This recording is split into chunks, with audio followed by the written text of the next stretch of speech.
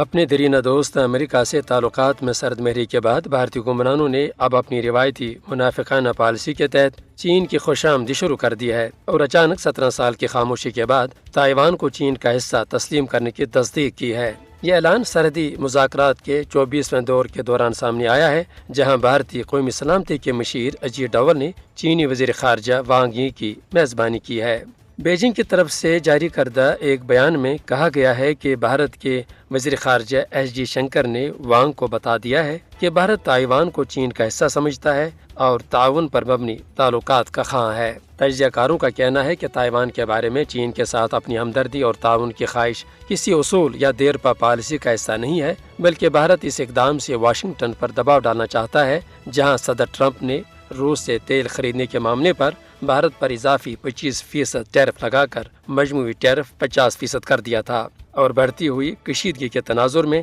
امریکہ نے بھارت کے ساتھ اگست میں ہونے والے تجارتی مذاکرات بھی منسوخ کر دیے ہیں۔ در حقیقت حالیہ پاک بھارت جنگ کے بعد دنیا بھر میں بھارت کو ہر محاذ پر جو ہزیمت اٹھانی پڑ رہی ہے اور جس تیزی سے وہ عالمی سطح پر تنہائی کا شکار ہو رہا ہے، یہ اس کی اپنی چانکیائی سیاست اور خطے میں تھاندار بننے کی خواہش کا شاخسانہ ہے۔ بھارت کو اپنا فطری اتحادی کہنے والا امریکہ بھی اب اس سے پہلو تہی کرتا نظر آ رہا ہے۔ ان حالات میں مودی سرکار اب اپنی قوم کو مطمئن کرنے اور اپنی خفت مٹانے کے لیے جو چین کے ساتھ دست تعاون دراز کر رہی ہے، یہ صرف اور صرف مزید ہزیمتوں سے بچنے کی ایک ناکام کوشش ہے۔ کون اس حقیقت سے واقف نہیں ہے کہ ماضی قریب میں بھارت کھول کر تائیوان کی وکالت کرتا رہا ہے اور پاکستان کے اندر چینی مفادات کو نقصان پہنچانے کے لیے سی پیک منصوبوں پر نہ صرف اس نے دہشت گردی کے حملے کروائے ہیں، بلکہ BLA دہشت گردوں کے ذریعے چینی شہریوں کو قتل کروانے میں بھی بھارت ملوث رہا ہے۔ بلا شبہ حالات کے جبر نے تو آج مودی سرکار کو چین کے گھٹنے چھونے پہ مجبور تو کر دیا ہے،